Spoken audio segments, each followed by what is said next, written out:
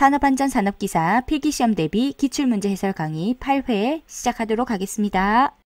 1번 산업안전보건법령상 근로자 안전보건 교육 기준 중 다음 가로 안에 알맞은 것 2023년 9월 27일부터 개정된 내용 이거 따라야 됩니다. 자, 그러면 먼저 채용시 교육 봅시다. 채용시 교육에서 일용 근로자 및 근로계약기간이 일주일 이하인 기간제 근로자, 그러면 일용 근로자와 그리고 기간제 근로자인데 근로계약기간이 일주일 이하입니다. 일용 근로자 및 근로계약기간이 일주일 이하인 기간제 근로자. 교육시간 길 필요가 없죠. 뭐 일용 근로자를 전제로 해보세요. 그러면 교육시간은요 1시간 이상 되지만 1시간. 그 다음에 두 번째, 근로계약기간이 일주일 초과 1개월 이하 기간제 근로자입니다.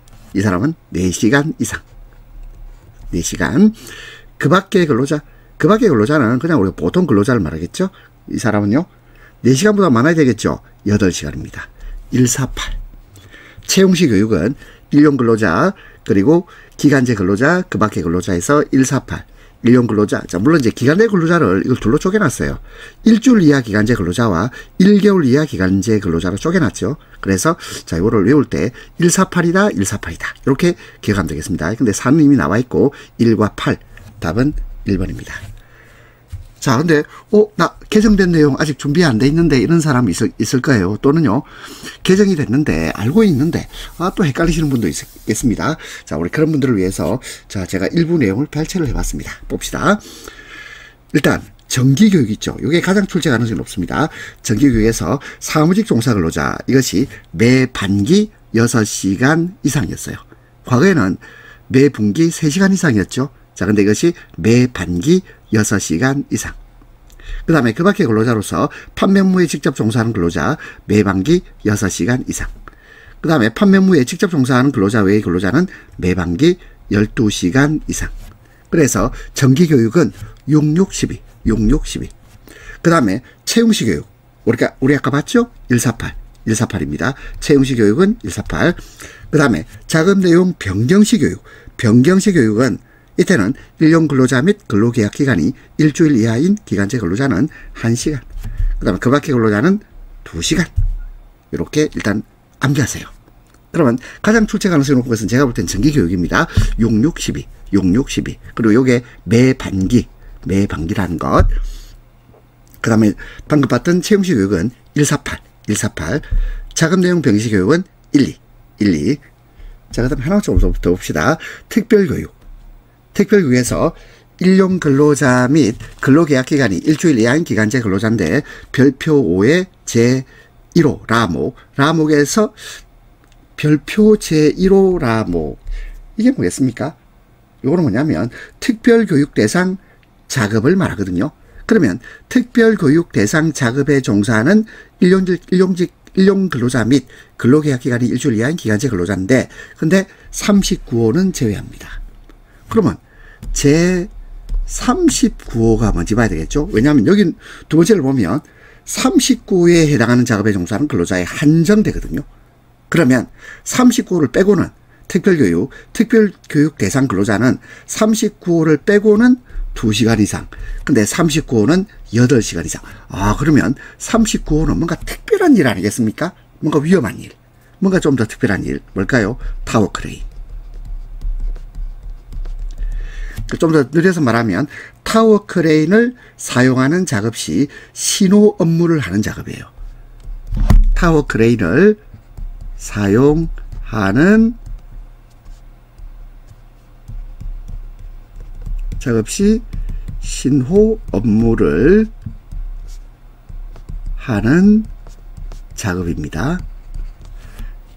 그러면 특별교육은 일용 근로자 및 근로계약기간이 일주일 이하인 기간제 근로자는 2시간 이상이고, 다만 타워 크레인을 사용하는 특별교육 대상자는 8시간입니다. 8시간. 그리고 우리가 보통의 근로자입니다. 보통의 근로자인데 자, 특별교육 대상 작업에 종사하는 근로자는 16시간 이상. 그리고 단기간 작업 또는 간헐적 작업, 띄엄띄엄 한다 이 말이죠. 간헐적이란 말은 끊어졌다가 늘어났다가 끊어졌다가 이런 거예요. 끊어졌다 이어졌다 끊어졌다 이어졌다. 이때는 2시간 이상. 그러면 특별교육 2, 8, 16, 2. 2, 8, 16, 2. 좀 외우기 좀 어렵죠? 자, 특별교육 기억해 봅니다. 그 다음에 건설업 기초안전보건교육은 건설 일용 근로자는 4시간 이상입니다. 자, 이렇게 다시 한번 정리해 주세요. 2번 안전심리 5대 요소입니다. 안전심리의 5대 요소인데요. 자, 요거 과거에도 풀어본 적 있는데 어떻게 외우냐면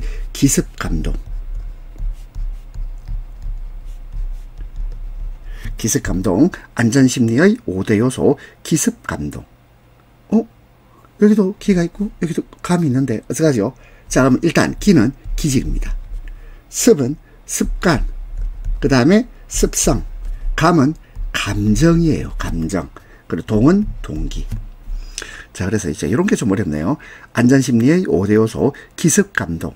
기습감동인데 기는 기질, 습은 습관, 습성, 감은 감정. 감각 아닙니다. 감각 아니다. 감정. 그리고 동은 동기. 답은 1번입니다.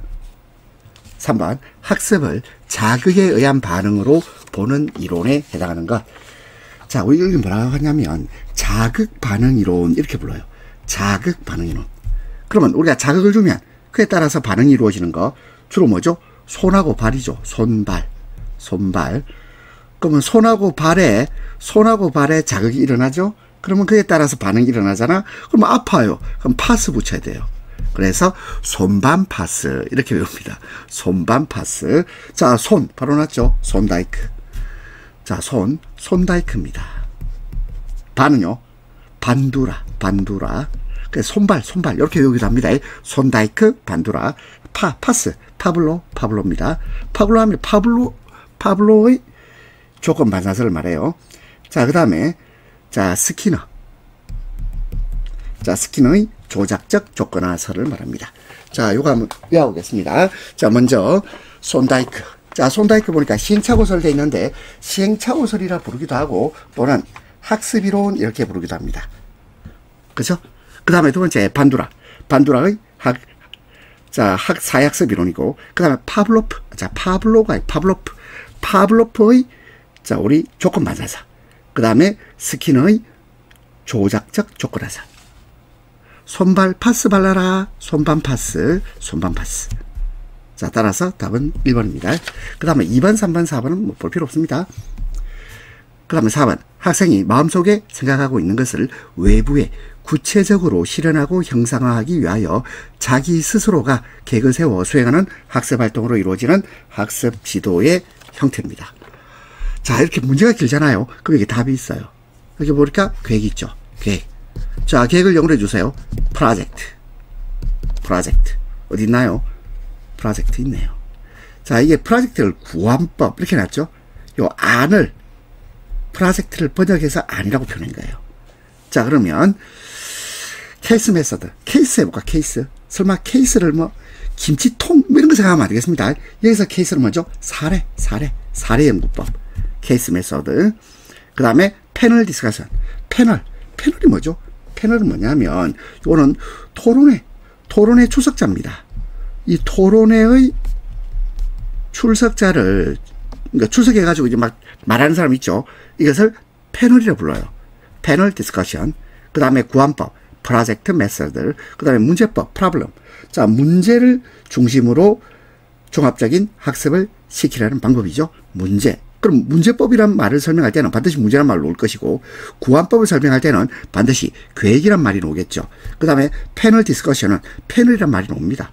따라서 2번은 출제 가능성 별로 없죠. 그 다음에 케이스 메서드는 요는 케이스 사례라는 단어가 나옵니다. 자, 다시 4번. 자, 케이스 메서드, 케이스 사례라는 말이 올 것이고, 패널 디스커션은 패널, 토론회라는 말이 나옵니다. 그리고 구안법, 프로젝트라는 말로 오면 되겠죠. 계획. 그 다음에 문제법, 프로블럼, 문제라는 단어가 나옵니다. 따라서 4번의 답은 3번. 5번, 헤드십에 관한 설명으로 틀린 것입니다. 그럼 여러분들은 헤드십하고 반대말을 돌려봅시다. 헤드십, 반대말 뭘까요? 이게 리더십이에요. 리더십. 자, 그럼 리더십은 아주 민주적이다 이렇게 생각하면 되고요.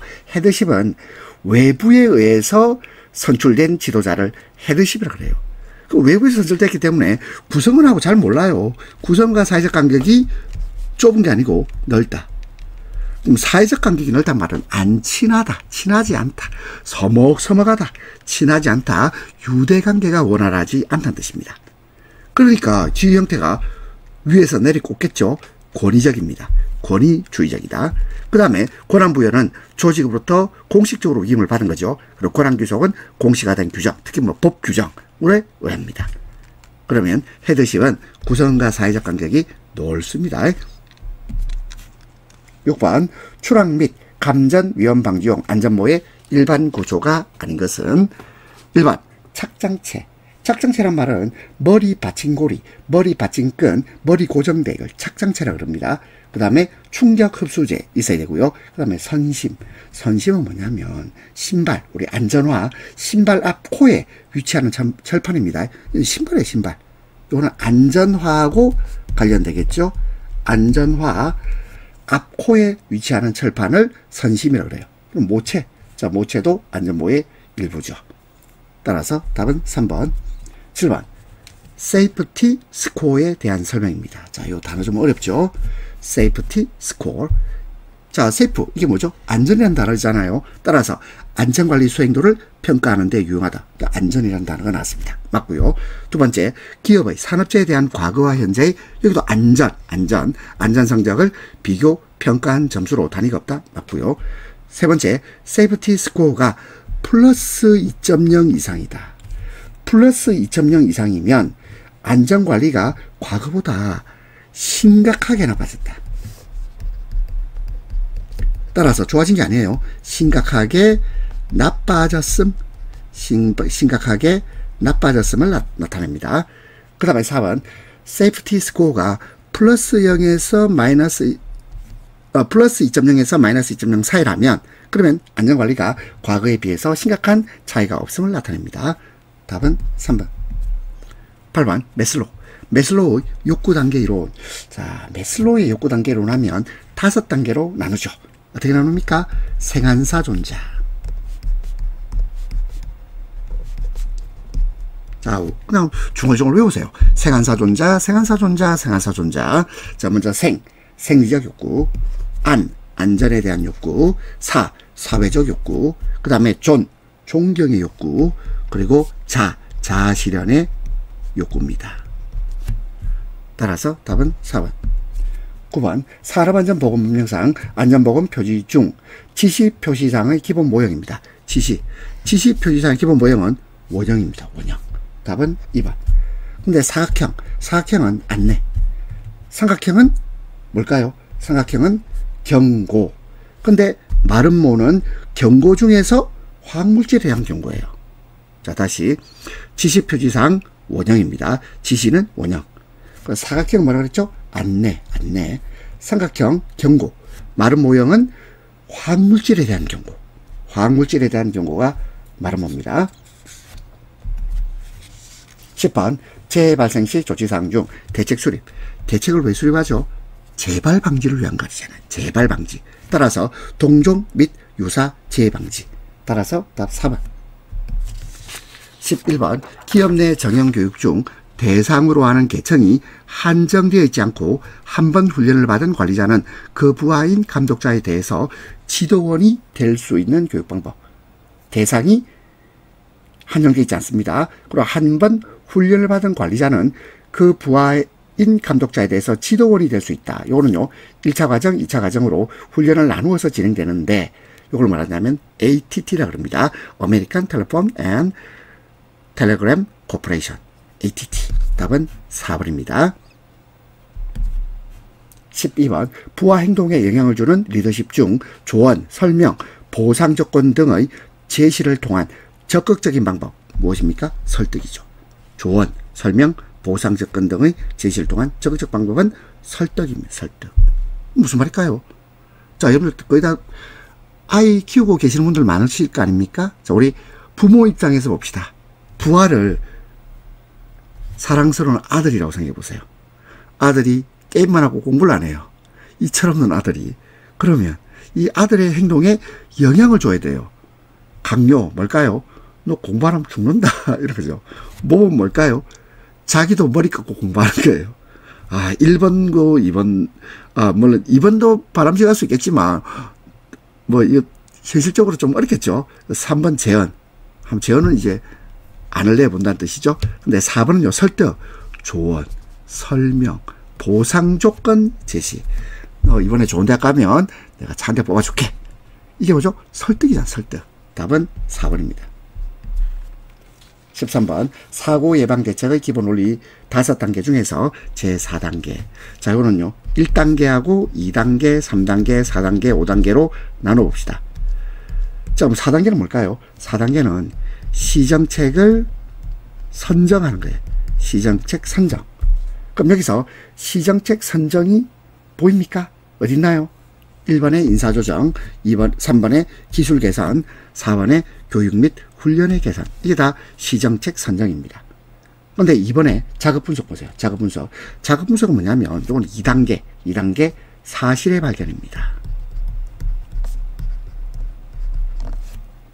이 작업분석은 이거는 사실의 발견에 해당한다. 그러면 사고 예방 대책의 기본 원리 5단계를 한번 써볼까요? 1단계는 안전관리 조직입니다. 조직. 2단계는 사실발견. 요 사실발견이 요 작업분석이에요. 그 다음에 3단계는요. 원인규명. 원인규명이라고 하든지 아니면 분석평가. 이렇게 표현합니다. 그럼 4단계는 시정책을 선정하고 그리고 5단계는 시정책을 적용합니다. 5단계가 적용이에요. 자, 다시 한번 외워봅시다. 사고 예방 대책의 기본 원리 5단계. 1단계 안전관리 조직, 2단계 사실발견. 이 사실발견에 작업분석이 있습니다. 그리고 3단계는 원인규명 또는 분석평가. 4단계는 시정책 선정. 시정책 선정이 인사조정, 기술의 개선, 교육 및 훈련의 개선. 그리고 5단계가 시정책 적용입니다. 자, 13번 좀 어렵죠? 14번 주의의 특성 중 여러 종류의 자극을 받을 때 소수의 특정한 것에만 반응하는 것. 자, 이게 이미 나왔어요. 소수 특정한 것. 소수 특정한 것에만 뭘 해놨죠? 선택을 해놨잖아요. 1번 선택성입니다. 15번 재예방의 4원칙. 재예방의 4원칙도 우리 여러 번 했습니다. 1번 원인 계기. 계기란 말하고 연계란 말이 같은 말입니다. 그래서 원인 계기의 원칙 또는 원인 연계의 원칙 같은 말이고요. 2번 예방 가능의 원칙 맞습니다. 그 다음에 3번 사실 보존 이건 없어요. 그럼 4번 손실 우연의 원칙. 자, 근데 3번은 뭐라 부를까요? 대책 선정의 원칙. 이렇게 외우시면 되겠습니다. 자, 모여봅시다. 자, 먼저 예방 가능의 원칙, 두 번째 손실 우연의 원칙, 세 번째 원인 연계, 원인 계기의 원칙, 네 번째 대책 선정의 원칙. 이렇게 구별할 수 있습니다. 자, 이거 외울 수 있겠습니까? 그럼 앞글자만 따서 한번 외워볼까요? 원인, 예방, 대책, 손실. 원인, 예방, 대책, 손실. 16번 산업안전보건법령상 관리감독자의 업무 내용이 아닌 것입니다. 자, 우리 관리감독자입니다. 관리감독자는 안전보건점검 및 이상 유무를 확인해 봐야죠. 확인해 봐야 됩니다. 그 다음에 산업장 산업보건의 지도 조언에 대한 협조. 이것도 관리감독자의 업무입니다. 그 다음에 위험성 평가를 위한 업무에 기인하는 유해 위험 요인의 파악 및 그 결과에 따라 개선 조치의 시행. 이것도 관리감독자의 업무. 유해 위험 요인의 파악, 그리고 결과에 따라 개선 조치 시행도 그렇습니다. 근데 4번 보세요.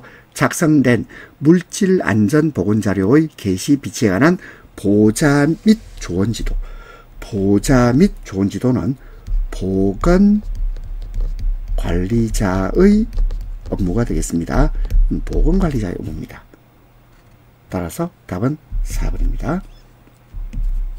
17번 400명 근로자가 종사하는 공장입니다. 휴업일수 127일, 중대재해 한 건이 발생했어요. 강도율을 구합시다. 자, 그러면 강도율 구하는 공식 볼까요? 강도율은 연근로 총시간수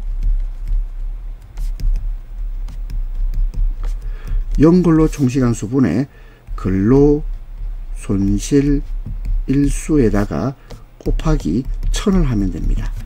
자, 근데 지금 우리는 또 근로 손실 일수를 구해야 되겠네요. 그러면 근로 손실 일수는, 자, 이거는 저기서 한번 볼까요? 휴업일수 곱하기 365분의 300 이렇게 하면 되겠죠. 그럼 휴업일수가 얼마죠? 127일 곱하기 365분의 300 하면 되겠습니다. 자, 그러면 연근로 총시간수 또는요 총 근로시간수 이래야 됩니다. 어쨌든 근로자의 수에다가 그 다음에 일일 근무시간에다가 그리고 연 근무 날짜를 곱해주면 돼요. 또 여기다 나오죠. 400명 그 다음에 일일 8시간 그 다음에 연 300일. 그러면 분모를 한번 정해 봅시다. 연근로 총시간수는 400 곱하기 8 곱하기 300 분의, 그 다음에 근로손실일수는, 자, 이거는 127 곱하기 365분의 300 그리고 곱하기 1000을 하면, 자, 이거는 이제 계산기를 뚫어 봐야 되겠죠. 자, 계산해 보세요. 약 0.108 이렇게 나오거든요. 그러면 소수점 둘째 자리까지 해볼까요? 그럼 0.11 0.11인데 0.11이 없네요. 0.1이 있네요. 답은 2번을 하면 되겠습니다. 18번 시행착오설에 의한 학습법칙이 아닌 것입니다. 시행착오라는 것은 학습이란 자극과 반응의 결합인데 맹목적인 시행을 되풀이하는 과정에서 자극과 반응의 결합의 과정이에요. 그러면 이것은요 1번 효과의 법칙 맞고요. 2번 준비성의 법칙 맞습니다. 3번 연소의 법칙. 근데 일관성의 법칙은 이거는 뭘 말하냐면 조건 반사설을 말해요. 일관성의 법칙은 조건 반사설에 관한 내용입니다. 19번 산업안전보건법령상 건설 현장에서 사용하는 크레인, 리프트 및 곤돌라의 안전검사 주기로 옳은 것입니다. 단 이동식 크레인, 이삿짐 운반용 리프트는 제외입니다.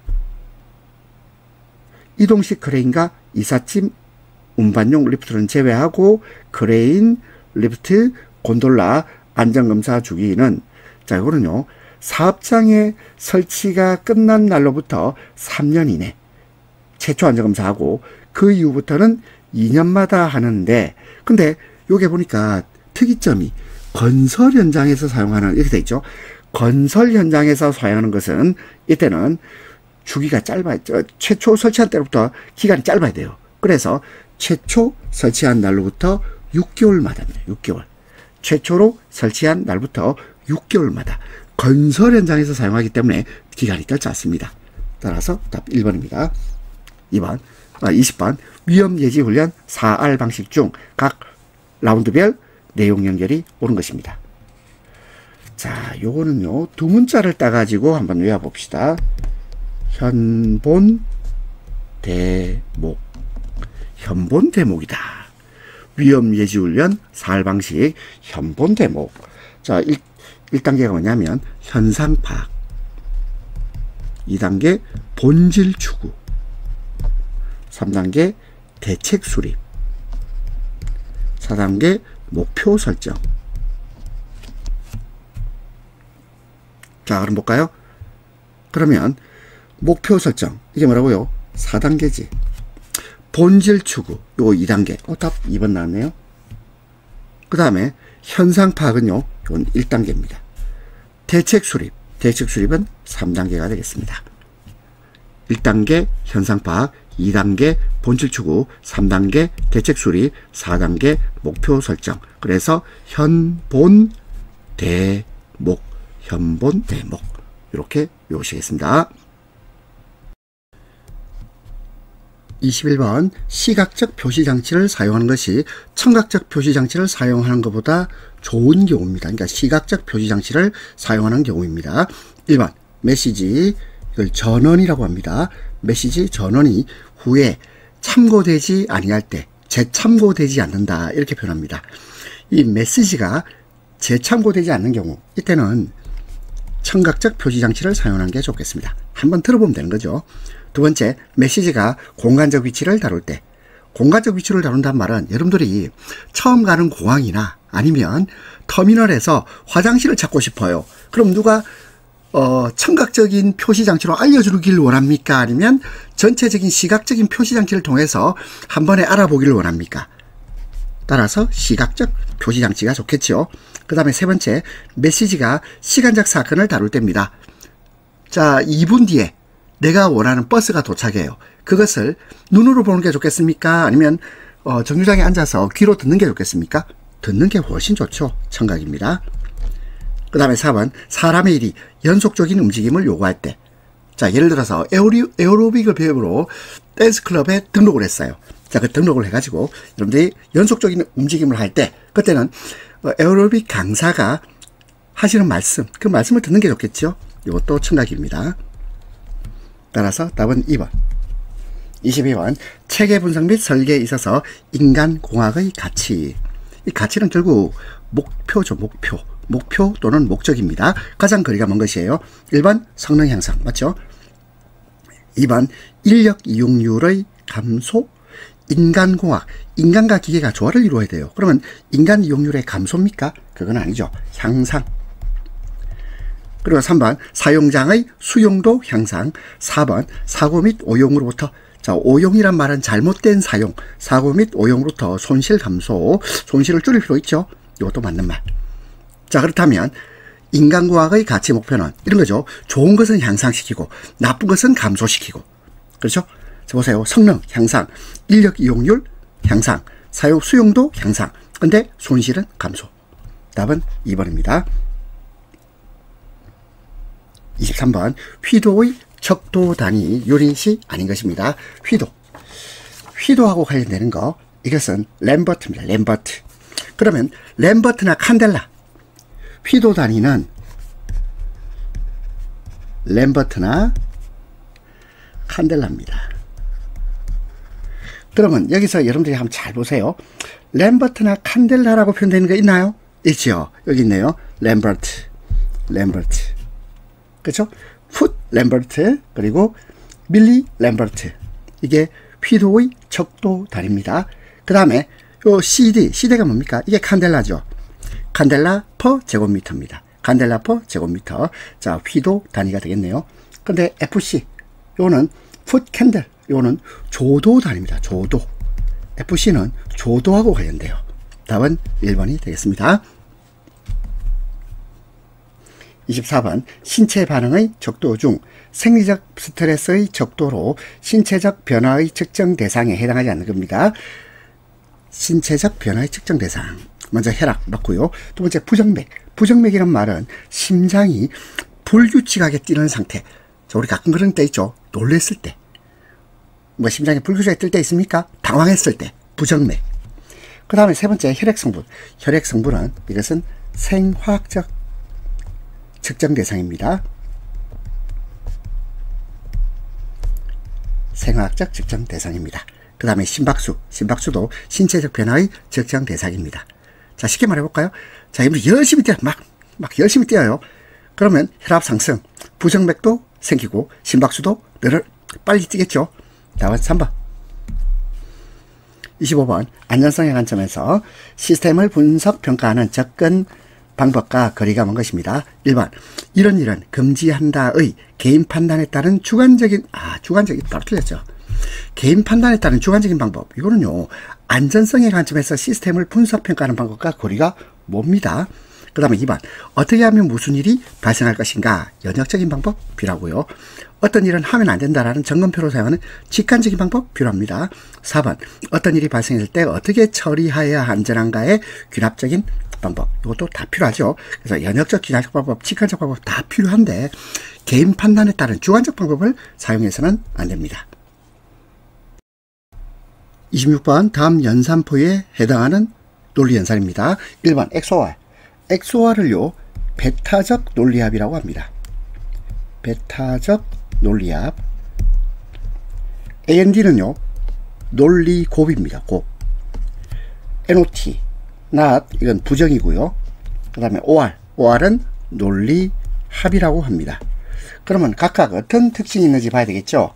먼저 XOR은 베타적 논리합이기 때문에 서로 값이 다를 때 그때 1이 돼요. 서로 다른 값을 입력했을 때만. 자, 이거 한번 볼까요? 여기 보니까 서로 다른 값이죠. 0, 1, 1, 0 서로 다른 값. 서로 다른 값이 입력될 때 그때만 1이 출력되는 것. 이것을 XOR이라고 그래요. 답은 1번입니다. 그럼 AND는 뭘까요? AND는 두 개의 입력이 서로 1일 때 각각 1을 입력했을 때 1이 나온다 이 말이야. 1을 입력했을 때 1이 나옵니다. 그러면 NOT는 뭘까요? NOT는 뭐냐면 입력과 반대가 출력되는 거예요. 1을 입력하면 0이 출력되고 0을 입력하면 1이 출력되고 입력과 출력이 반대. 그 다음에 OR은 어느 하나가 1일 때 1이 출력됩니다. 자, 다시 봅시다. 여기는요. 하나는 0, 하나는 1. 서로 입력이 다르죠. 서로 다른 입력을 할 때 출력이 되는 것. 이것을 베타적 논리 합이라고 합니다. 답은 1번. 27번. 항공기 위치 표시 장치의 설계 원칙에 있어서 다음 보기의 설명에 해당하는 것입니다. 항공기의 경우 일반적으로 이동 부분의 영상은, 자, 이동 부분의 영상입니다. 자, 레이더를 돌려보세요. 레이더 돌려보면 고정된 눈금이나 좌표계에서 나타내는 것이 바람직하다. 이게 뭘까요? 이동 부분의 영상은 고정된 눈금이나 좌표계에 나타내는 것이 바람직한 것을 양립적 이동이라고 합니다. 양립적 이동. 답은 2번입니다. 28번. 근골격계 질환의 인간공학적 주요 위험 요인과 가장 거리가 먼 것입니다. 1번. 과도한 힘. 안 되겠죠. 부적절한 자세. 안 되겠습니다. 3번. 고온의 환경. 고온이 아니고 저온일 때가 더 위험합니다. 그렇게 보입니까? 그럼 여러분들은 40도의 온도하고 마이너스 40도의 온도하고 어느 것이 더 위험합니까? 저온이 더 위험하죠. 그 다음에 4번 단순 반복 작업. 이것도 위험 요인이 되겠습니다. 29번 산업 현장에서 사용하는 생산 설비의 경우 안전장치가 부착되어 있습니다. 근데 생산성을 위해서 제거하고 사용하는 경우입니다. 이게 무슨 말이에요? 생산성을 위해서 제거하고 사용한다는 말은 안전은 무시하고 더 많은 양을 생산하기 위해서 안전장치를 떼버린다 이 말이야. 거추장스러우니까 생산에 장애가 되거나 불편하니까 떼버립니다. 그러면 이러한 경우에 대비해서 설계 시 안전장치를 제거하면 작동 안 되도록 하는 거죠. 안전장치 제거하면 작동이 안 돼. 쉽게 변경할 수 없는 구조로 만드는 것. 이것을 템퍼 프루프라고 해요. 템퍼 프루프. 답은 4번입니다. 그러면 1번 fail safe. 이 fail이란 말은 우리가 보통 실패하다 할 때 fail이라는 단어를 쓰죠. 근데 이거는 뭐냐면 기계나 설비의 고장 이런 뜻이에요. 여기서 fail은. 그러면 기계나 설비가 고장나더라도 사고가 안 나게 안전하게. 기계가 고장났지만 안전하게. fail safe. 그러면 fool 하면 여러분들이 학창시절 foolish 하면 바보스럽다 이런 말 들어봤죠. 그러면 여기서 fool은 사람에 대한 겁니까? 대한 거예요. 그러면 사람에 대한 거기 때문에 사람이 바보다. 이게 무슨 말일까요? 작업자가 실수했다 이 말이에요. 작업자가 실수하는 한이 있더라도 사고가 되지 않도록 하는 것. 풀 프루프입니다. 풀 프루프. 자, 근데 여기서 묻는 것은 뭐냐면 안전장치를 제거하면 작동이 안 되는 구조입니다. 템퍼 프루프. 그 다음에 3번 락아웃. 락아웃은 잠금장치를 말합니다. 따라서 답 4번. 30번 FTA. 자, FTA를 우리가 결함수 분석이라고 합니다. 결함수 분석. 폴트, 추리. 이 추리가 나무란 뜻이에요. 나무. 그 다음에 A는 analysis, 분석. 결함수 분석.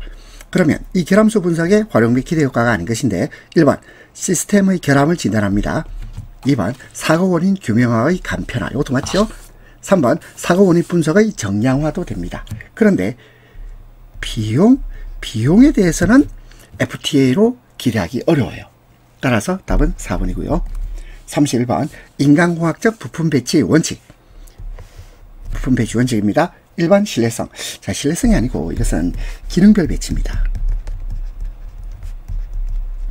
기능별 배치 원칙, 그 다음에 2번 사용 순서의 원칙, 3번 중요성의 원칙, 4번 사용 빈도의 원칙. 그럼 여러분들은 인간공학적으로 부품을 배치하려면 일단 기능에 맞게 배치해야 되고, 순서에 따라서 배치해야 되고, 중요한 것 위주로 배치해야 되고, 그 다음에 사용 빈도가 많은 것으로 가까운 곳에 배치해야 되겠죠. 그러면 1번이 틀린 것을 알 수 있습니다. 32번 시스템 안전 프로그램 계획에서 완성해야 할 시스템 안전 업무에 속하지 않는 것입니다. 1번 정성 해석. 정성이란 말은 뭐냐면 사고 가능성이나 위험 요소 등을 수치로 나타내지 말고 정량적인 게 아니고 정성적으로 평가하는 겁니다. 그 다음에 두 번째 운용 해석. 운용 해석이란 말은 시스템을 운용할 때 예상되는 위험과 안전 문제를 분석하는 것을 운용 해석이라고 합니다. 근데 3번 경제성, 돈에 관한 거잖아요. 비용에 관한 거잖아. 경제성 분석을 하지는 않습니다. 4번 프로그램 심사 참가. 자, 그렇다면 여러분들이 우리 시스템 안전 프로그램 계획에서는 경제성, 돈 문제에 대해서 비용을 절감하는 분석은 하지 않는다. 이렇게 기억하시면 되겠습니다. 33번 선형 조정 장치를 16cm 옮겼습니다. 그때 선형 표지 장치가 4cm 움직였어요. 그때 CRB. 자, 이 CRB를 구하기 위해서는 공식을 좀 알아야 되겠는데요. 일단 표시 장치의 이동 거리 분의 표시 장치 이동 거리 분의 조종 장치의 이동 거리를 해주면 돼요. 그럼 여기서 표시장치의 이동거리 어떻게 했죠? 표시장치의 이동거리 요게 4cm죠. 4cm. 그때 조정장치의 이동거리는 우리 뭐 조정장치 뭐 조종이든 뭐 같습니다. 조종장치의 이동거리는 자, 이거는 16이죠. 16. 그러면 CRB는 4가 되겠네요. 뭐 4.0 해도 되고요. 4. 34번 자연 습구 온도가 20도씨입니다. 흡구 온도가 30도씨예요. 실내의 습구 흡구 온도지수 WBGT. 자, 그러면 실내 WBGT의 공식을 한번 생각해 볼까요? 자, 일단 자연 습구 온도가 20도 요거 하나가 주어진 값이고요. 그 다음에 흡구 온도가 30도예요. 그러면 자연 습구 온도가 20도란 말은 여기에 대해서는 가중치를 얼마를 주냐면 0.7 가중치를 둬요. 그 다음에 흡구 온도가 30도죠. 30도에 대해서는 흡구 온도에 대해서는 이때는 가중치를 0.3을 둡니다. 그러면 다시 실내의 습구 흡구 온도 지수는 습구 온도에다가 0.7의 가중치, 흡구 온도에다가 0.3의 가중치. 자, 이거 좀 외워야 되는데요. 습구 온도에 0.7, 흡구 온도에 0.3. 그럼 해볼까요? 습구, 흡구 온도 지수, 물론 실내입니다. 실내. 자, 이거는 자, 계산해 봅시다. 20도 곱하기 0.7 더하기 30도 곱하기 0.3. 20도에다가 0.7을 곱하면 2014. 30도에다가 0.3을 곱하면 9. 자, 그럼 답은 23도씨가 되겠네요. 답은 2번. 35번 소음을 방지하기 위한 대책으로 틀린 겁니다. 1번 소음 통제. 소음을 통제하는 것. 이거 방지 대책 되죠. 자폐장치 사용 마찬가지입니다. 그리고 3번 소음을 격리 맞고요. 근데 연속 소음에 노출한다. 그럼 병원에 실려갑니다. 이거 4번이 틀렸죠. 36번 산업안전 분야에서 인간공학을 위한 제반 언급사항으로 관계가 먼 것, 거리가 먼 거예요. 1번 인간공학을 위한 제반 언급사항으로 관계가 거리가 먼 것인데요. 1번 안전관리자와의 의사소통 원활화 필요하겠죠. 인간공학에서는 의사소통의 원활화가 꼭 필요합니다. 그 다음에 두 번째 인간이 실수하는 거 있죠. 방지를 위해서 구체적 대책을 마련할 필요가 있습니다. 3번 인간행동 특성 자료의 정량화 및 축적, 자료가 축적되어 있을 필요가 있고요. 그런데 4번 인간기계 체계 설계 개수나 기금의 축적, 이 기금의 축적은 이것은 재정관리입니다. 재정관리. 이 재정관리는 인간공학에서 다루지 않습니다. 답은 4번. 37번 시스템 안전을 위한 업무 수행 요건이 아닌 것인데요. 1번 안전활동의 계획 및 관리 맞고요. 그 다음에 두 번째 다른 시스템 프로그램과 분리 및 배제 아니죠. 분리 및 배제 아니고 역할을 나누어야죠. 조정을 해야죠. 조정. 다른 시스템 프로그램과 분리 및 배제가 아닌 조정입니다. 3번 시스템 안전에 필요한 사람의 동일성 식별할 수 있어야 되고요. 4번 시스템 안전에 대한 프로그램 해석 및 평가. 자, 모두 다 시스템 안전을 위한 업무 수행 요건인데 다만 다른 시스템 프로그램과는 분리 및 배제가 아닌 조정입니다. 38번 컷셋과 최소 패셋. 자, 먼저 컷셋. 컷셋의 의미가 무엇입니까? 컷셋은 자, 이거는 모든 기본 사상이 일어났을 때 톱 사상을 일으키는 기본 사상의 집합을 컷셋이라고 합니다. 컷셋. 그리고 여기서 미니멀 컷셋 안 났지만 미니멀 컷셋은 정상 사상을 일으키기 위한 기본 사상의 최소 집합인데 이 미니멀 컷셋은 시스템의 위험성을 말해요. 그런데 패스셋은 뭐죠? 패스셋은 시스템의 고장을 일으키지 않는 기본 사상의 집합이고 그리고 최소 패스셋은 시스템의 신뢰성을 나타냅니다. 자, 그러면 컷셋과 최소 패스셋을 정의한 것으로 맞는 것. 답은 3번입니다. 다시 한번 읽어볼까요? 컷셋은 그 속에 포함되어 있는 모든 기본 사상이 일어났을 때 톱 사상. 이 톱 사상을 우리가 보통 정상 사상 이렇게 부르기도 합니다. 정상 사상을 일으키는 기본 사상의 집합입니다. 그 다음에 최소 패스셋은 시스템의 신뢰성을 나타내고요. 그 다음에 미니멀 컷셋 하면 시스템의 위험성이죠. 최소 패스셋은 시스템의 신뢰성을 나타냅니다. 39번 인체 측정치의 응용 원칙과 거리가 먼 것입니다. 1번 극단치. 극단치를 고려해야 된다. 이 극단치란 말은 키를 예를 들어 볼게요. 가장 키가 크거나 가장 키가 작은 사람도 운용할 수 있어야 돼요. 뭡니까 이거? 극단치까지 고려한다. 예를 들겠습니다. 얘가 조금 애매하긴 한데 자, 요거 볼게요. 항공기에서 예를 들어서 좌석 있죠. 좌석. 이 좌석에서 키가 3m인 사람도 고려해서 좌석을 만들겠습니까? 그렇지 않겠죠. 키가 50cm인 사람을 기준으로 맞출까요? 뭐 그렇지도 않겠죠. 자, 그러면 우리가 보통 좌석은요 평균치입니다. 평균치. 그런데 조종하는 조종사는 어떨까요?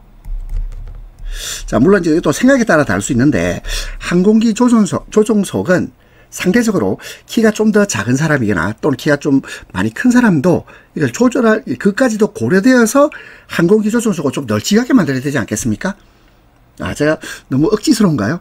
어쨌든 극단치를 고려한 설계는 제 관점에서는 항공기 조종석, 일반적인 좌석 아닙니다. 항공기 조종석은 극단치를 고려하지 않았을까? 물론 항공기 조종사 면허를 받기 위해서 이제 훈련을 받으시는 분이 다들 어떤 신체 조건에서 평균치를 약간 상회하는 분들이 많겠지만 어쨌든 이 항공기 조종석은 극단치를 고려했다 이렇게 볼 수 있습니다. 두 번째, 조절 범위를 고려했다. 조절 범위를 고려했단 말은 이게 이런 거죠. 높낮이 뭐죠? 사무용 의자. 높낮이가 되어 있는 사무용 의자 또는 책걸상. 물론 이제 연세가 좀 있으신 분이야 우리 어릴 때야 책걸상 뭐 그런 거 조절 안 했죠. 조절 안 하고 그냥 평균치를 때려 박았잖아요. 평균치.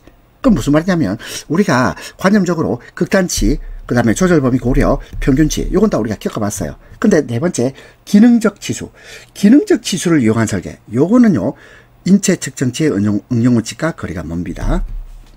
기능적 치수란 말은 뭐냐면 특정 작업을 수행하는 데 필요한 동작 범위를 기능적 치수라고 그래요. 이것은 인체 측정치가 아니거든요. 40번 10시간 설비 가동 시 설비 고장으로 1시간 정지했어요. 그러면 가동시간 얼마죠? 가동은 10시간. 그럼 고장은요? 고장은 1시간. 그러면 설비 고장 강도율. 자, 요 단어 봅시다. 설비 고장 강도율은 어떻게 구합니까? 하면 가동시간 분의 정지시간. 이렇게 하면 되겠죠. 물론 이것이 0. 얼마 이렇게 놓으면 그대로 쓰면 되는데 퍼센트 돼 있으면 우리가 퍼센트를 만들기 위해서는 곱하기 100을 합니다. 그러면 가동시간 10시간 설비 가동시 10시간 가동시간. 정지시간 설비 고장으로 1시간 정지, 고장으로 1시간 10분의 1 곱하기 뭐 100을 해도 되고 안 해도 되고 바로 나오죠. 얼마입니까? 10%. 답은 3번이 되겠습니다.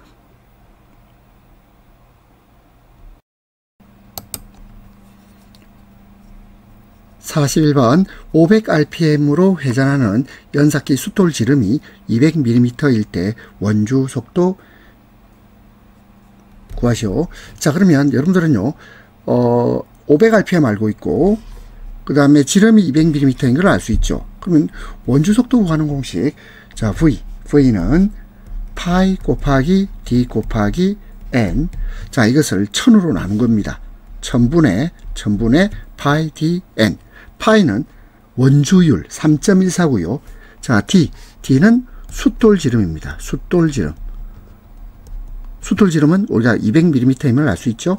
그 다음에 N, 여기서 N은 뭐냐면 회전수입니다. 회전수는 여기 500rpm 알고 있죠. 자, 그럼 계산해 볼까요? 그러면 1000분의 파이는 3.14, 3.14 159 쭉 나가지만 우리는 3.14로 계산합시다. 그 다음에 D, 숫돌지름은 200, 그죠? 그리고 회전수는 500. 자, 그러면 여기서 200하고 500을 곱하면 얼마입니까? 10만이죠. 근데 10만하고 1000하고 관계는 몇 배 관계죠? 1000을 100배 하면 1000, 만, 10만. 그러면 1000을 없애고 얘를 없애면 얼마 남죠? 100이 남잖아요. 100. 그러면 3.14에다가 100을 곱해다 이 말이거든요. 3.14에다가 100을 곱해주세요. 그러면 314. 답은 3번 됩니다. 41번 다시 보겠습니다. 500rpm으로 회전하는 연삭기 숫돌 지름이 200mm일 때 원주 속도는, 자 만약에 이거 계산하기 좀 힘드신 분도 있을 것 같아요. 계산기가 주어지고 시간이 있더라도 난 뭐 자신 없다 그러면 일단 41번은 무시하고 넘어가세요. 무시하고 넘어갔다가 다른 내용을 다 공부하고 난 뒤에 마지막에 다시 한번 계산 문제만 따로 뽑아서 공부해 보시는 것도 방법이겠습니다. 자, 근데 그거 말고 나는 그냥 돌파를 한다. 현장에서 바로 그냥 이거 문제 풀고 싶다. 그러면 V는 파이 dn 곱하기 1000분의 1 또는 파이 dn을 1000으로 나눈 값이에요. 파이는 3.14, D는 숫돌 지름, N은 회전수. 숫자 넣고 그리고 계산기를 두드리면 되겠습니다. 저는 계산기 없이도 계산할 수 있다고 생각하고 이렇게 풀었습니다. 42번 기계의 운동 형태에 따른 위험점의 분류에서 고정 부분과 회전하는 동작 부분, 그러니까 고정 부분과 회전하는 동작 부분, 이것이 함께 만드는 위험점이다. 이게 무슨 말일까요? 고정된 부분이 있고 그리고 동작하는 부분이 있어요. 그러면요, 내 팔다리가 그 중간에 끼인단 말이에요. 생각해 두시죠. 고정하는 부분이 있고 동작하는 부분이 있을 때 내 신체 일부가 거기 끼어요. 끼임점. 답 1번입니다. 그리고 교반기 날개와 하우스 등에서 발생하는 위험점을 말합니다. 그 다음에 2번 절단점 뭘까요? 절단점은 요거는 운동하는 기계 그 자체가 위험한 거예요. 운동하고 있는데 내 손가락이 잘린단 말이에요. 절단점. 생각하기 싫습니다. 그 다음에 물림점. 물림점 뭐냐면 회전체가 두 개입니다. 회전하는 두 개의 회전체에 물리는 거예요. 그리고 회전 말림점. 이게 뭘까요? 회전하는 물체에 말려 들어가는 거죠. 회전하는 물체에 말려 들어간다. 그러면 2번, 3번, 4번도 모두 문제를 읽어보면 답이 보입니다. 43번 컨베이어 작업 시작 전 점검해야 할 사항으로 거리가 먼 것입니다. 1번 원동기 및 분리 기능 이상 유무 점검해야 됩니다. 2번 이탈 등 방지 장치 기능 이상 유무 점검해야 되고요. 3번 비상 정지 장치 이상 유무 조사해 봐야 됩니다. 근데 4번 자동 전격 방지 장치, 이것은 교류 아크 용접기입니다. 자동 전격 방지 장치 이상 유무는 교류 아크 용접기의 작업 시작 전 점검 사항입니다. 답은 4번. 44번 아세틸렌 용접 장치에서 아세틸렌 발생기 실 설치 위치 기준으로 옳은 것입니다. 일단 건물 최상층에 있어야 되죠.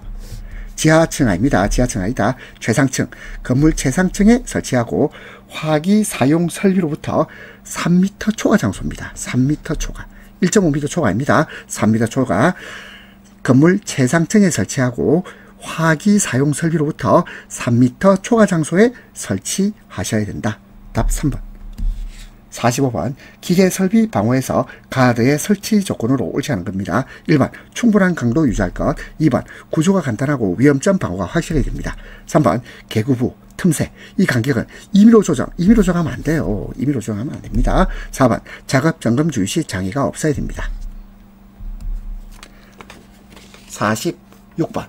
완전 회전식 클러치가 있는 양수 조작식 방호장치에서 확동 클러치 봉합 개소가 4개, 클러치 개소가 4개, 분당 회전수는 200 SPM, 최소 안전거리.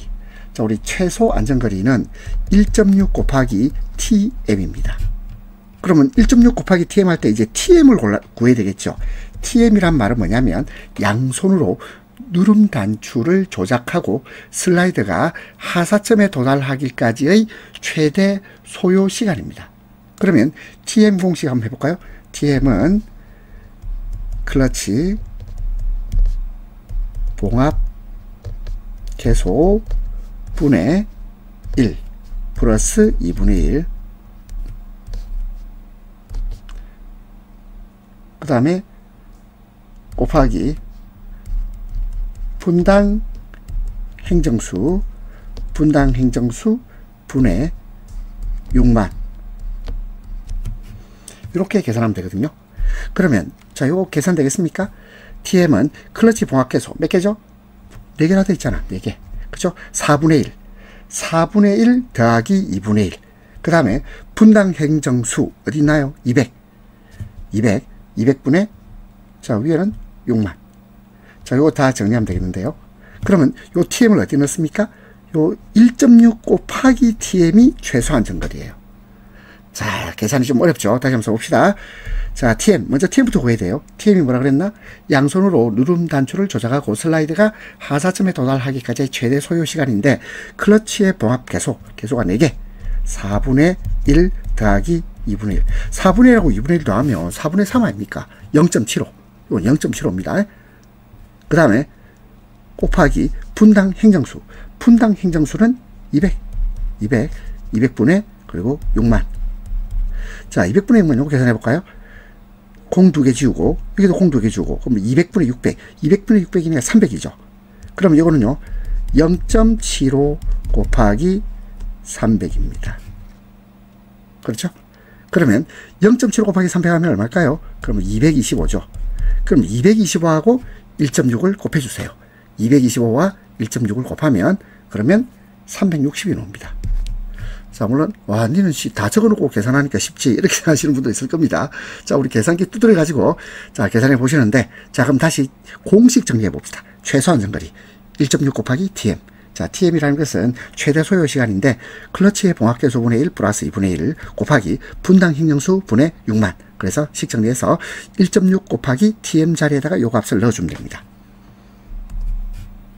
47번. 목재 가공용 둥근톱의 두께. 둥근톱의 두께가 3mm. 그때 분할날의 두께는 몇 밀리미터 이상이어야 하느냐. 이건 뭐냐면 둥근톱의 두께와 분할날의 두께의 관계입니다. 그러면 이 분할날의 두께는 둥근톱 두께에다가 어떻게 해야 되냐면 1.1 이상입니다. 1.1 이상. 그러면 3.3에다가 1.1을 곱해서 1.1 이상의 되면 되겠죠. 그러면 3의 1.1은 얼마입니까? 3.3 아닙니까? 그러면 3.3 이상. 답은 1번입니다. 48번. 산업안전보건법령에 따라 타워크레인의 운전작업을 작업 중지에 되는 순간풍속의 기준입니다. 이건 초당 15m 초과입니다. 15m 초과. 그럼 15m 초과일 때는 이건 운전작업 중지. 자, 이거 외우세요. 15m 초과는 운전 작업 중지. 근데 초당 10m 초과는요, 이때는 설치, 수리, 그 다음에 점검, 그 다음에 해체 작업 중지입니다. 자, 그래서 헷갈리면 안 돼요. 운전 작업 중지는 15, 설치, 수리, 점검, 해체 작업 중지는 10, 그 다음에 30m를 초과하는 경우는 어떤 거냐면, 이때는 이탈 방지를 위한 조치를 해야 됩니다. 이탈 방지를 위한 조치를 해야 된다. 그 다음에 35. 초당 35m를 초과하는 경우 이때는 붕괴 방지를 위한 조치를 해야 돼요. 붕괴 방지. 따라서 답은 2번. 49번 탁상용 연삭기에서 수토를 안전하게 설치하기 위한 방법으로 옳지 않은 겁니다. 1번 수톨 바퀴 구멍은 축 지름보다 0.1mm 정도 작은 것이 아니고 큰 것입니다. 큰 것을 선정해서 설치합니다. 2번 설치 전에는 유관 및 목재 해머로 수토의 균열을 점검한 후 설치하고요. 3번 축의 턱에 내측 플랜지, 앞지 또는 고무판 수톨 순으로 끼운 후 외측에 앞지 또는 고무판 플랜지 너트 순으로 조입니다. 4번 가공물 받침대는 수톨의 중심에 맞추어 연삭기에 견고히 고정합니다. 답은 1번입니다. 50번 다음 중 근로자에게 위험을 미칠 우려가 있을 때 덮개 또는 울을 설치해야 하는 위치와 가장 거리가 먼 겁니다. 덮개 또는 울 설치입니다. 이게 있을 때 할 때 오타났네요. 오타난 거 좀 고치겠습니다. 덮개 또는 울을 설치해야 하는 위치와 가장 거리가 먼 것. 1번 연삭기, 평삭기의 테이블, 형삭기, 그리고 램 등의 행정 끝. 자, 이때 덮개 또는 울을 설치해야 되겠죠. 그 다음에 2번 선반으로부터 돌출하여 회전하고 있는 가공물 부금이란 말은 뭐냐면 금속 또는 다른 물질을 표면에 덧입히는 것, 표면 작업을 말해요. 자, 이때 선반으로부터 돌출해서 회전하고 있어요. 이때는 덮개 또는 울이 필요하겠죠. 3번 과열에 따른 이 말은요, 과열 방지 장치가 필요합니다. 과열에 따른 과열이 예상되는 보일러의 버너 연소 수질에는 과열 방지 장치가 필요합니다. 과열. 4번 띠톱 기계의 위험한 톱날, 절단 부분은 제외하고 톱날 부위, 이때도 덮개 또는 울을 설치할 필요가 있겠죠. 답은 3번.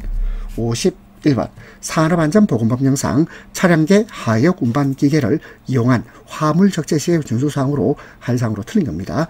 1번 최대 적재량. 최대 적재량이 무슨 말입니까? 말 그대로 적재할 때 이만큼만 실어라 이 말이에요. 근데 그걸 또 10%를 또 초과하지, 아니 이거 아니지. 최대 적재량을 초과하면 안 되도록 이렇게 적재했죠. 최대 적재량을 초과해서는 안 되지. 최대 적재량에다가 몇 프로 더 얹이고 이렇게 하면 안 돼요. 두 번째, 운전자 시야를 가리지 않도록 적재합니다. 3번, 붕괴, 낙하 방지를 위해 화물에 로프를 그는 등 필요 조치를 합니다. 4번에 편하중. 여기서 편하중이라는 말은 하중이 한쪽으로 쏠리는 걸 말해요. 하중이 무게가 한쪽으로 쏠리는 거, 이거 생기지 않도록 적재해야 되겠죠. 답 1번. 52번, 롤러기의 급정지 장치 중 복부 조작식, 무릎 조작식, 조작부 위치 기준입니다. 단, 민명과 상대 거리를 나타낸다. 그래서 순서대로 이제 봅니다. 복부 조작식. 복부 조작식은 0.8에서 1.1입니다. 0.8에서 1.1. 그리고 무릎 조작식. 무릎 조작식은 민면에서 0.6 이렇게 되고 아니면 0.4에서 0.6. 답은 2번 되겠습니다. 자, 정리합니다. 복부 조작식은 0.8에서 1.1. 그리고 무릎 조작식은 0.4에서 0.6.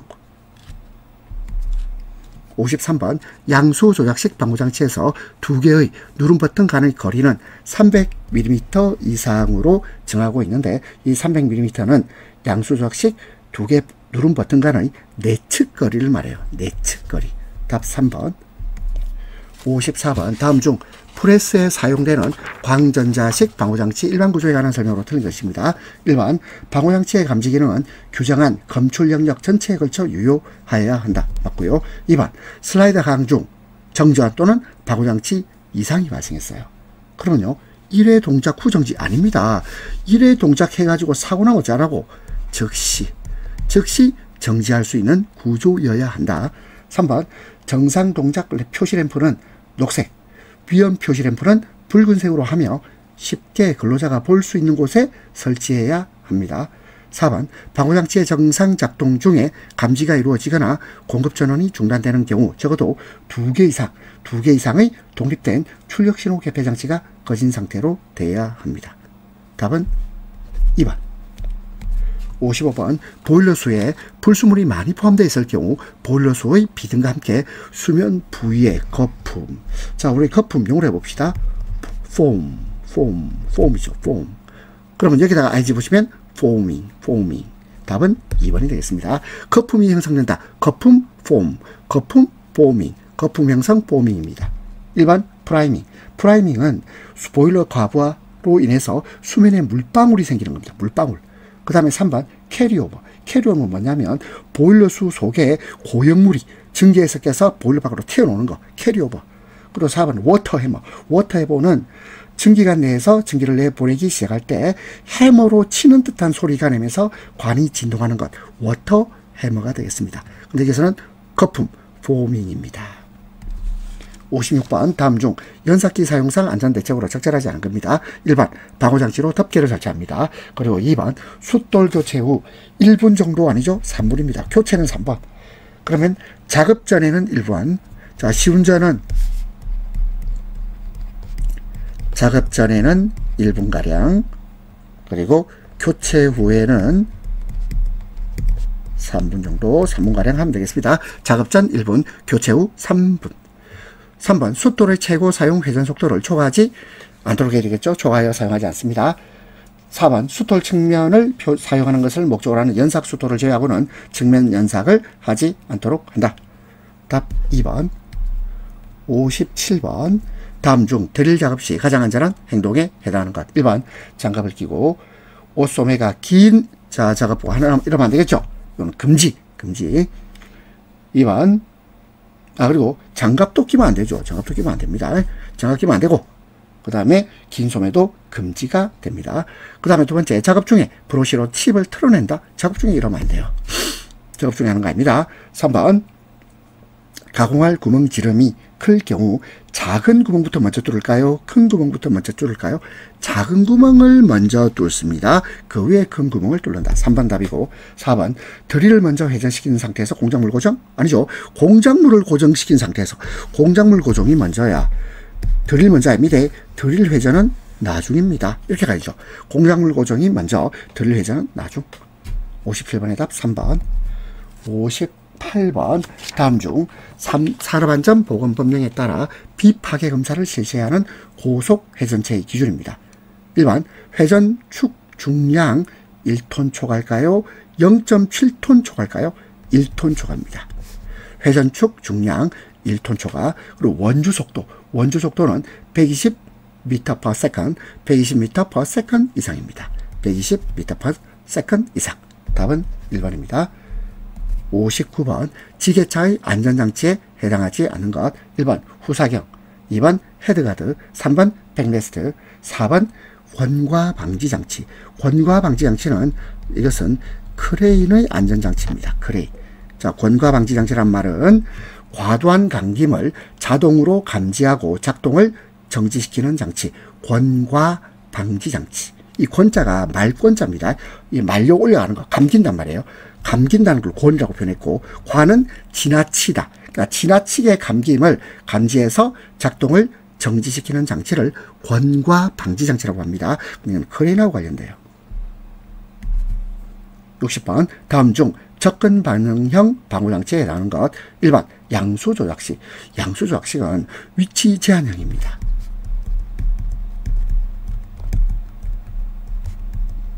양수조작식은 위치 제한형. 2번 손쳐내기식. 손쳐내기식은 이거는 접근을 못하게 하는 거죠. 접근 거부형입니다. 3번 덮개식. 덮개식은 뭐냐면 이건 격리형이에요. 격리형. 4번에 광전자식 방호장치. 이것이 접근 반응형이 되겠네요. 답은 4번입니다.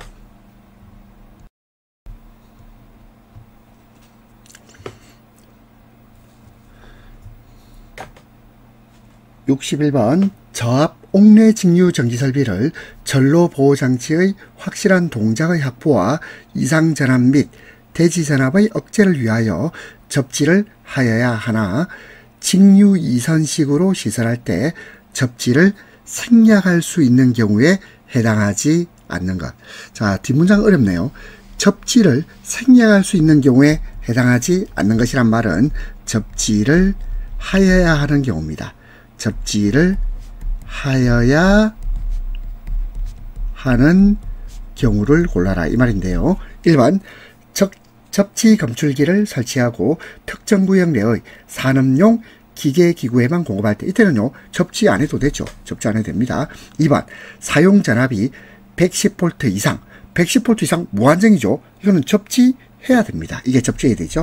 그러면 접지하지 않아도 되는 경우는 사용 전압이 60V 이하 60V 이하일 때는 접지 생략 가능.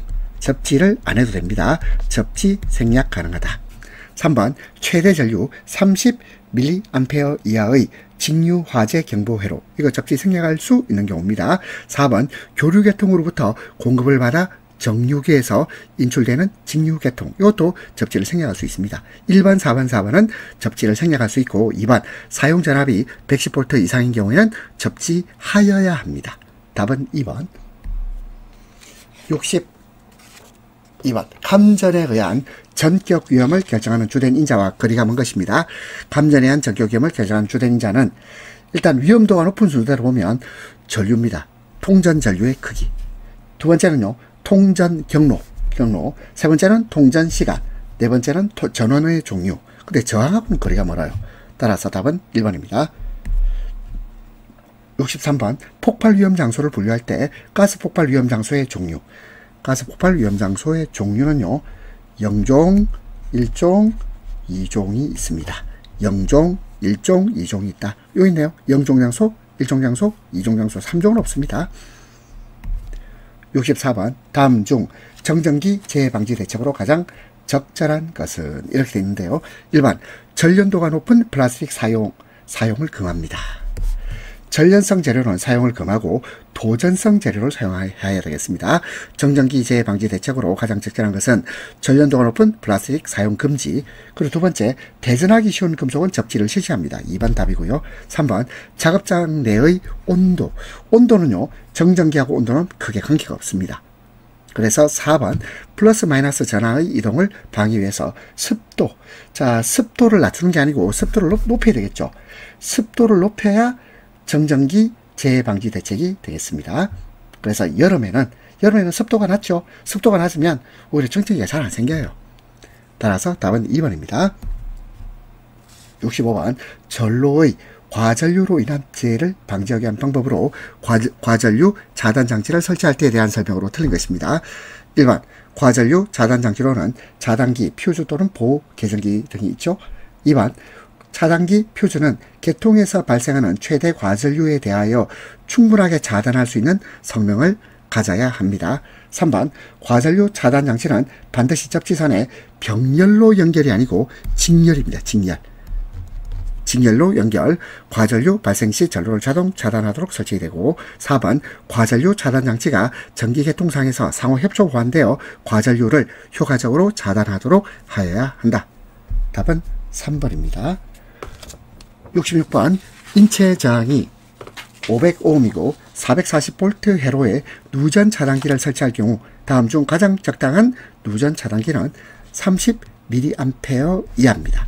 그리고 0.03초 이하의 작동. 답은 2번입니다. 67번 다음 중 통전 경로별 위험도가 가장 높은 경로. 자, 이것은요 왼손 가슴입니다. 왼손 가슴. 위험도가 1.5로 가장 높습니다. 왼손 가슴. 자, 왼손 가슴 만약 이거 없으면 어떻게 할까요? 그러면 오른손 가슴이에요. 이게 위험도가 1.3.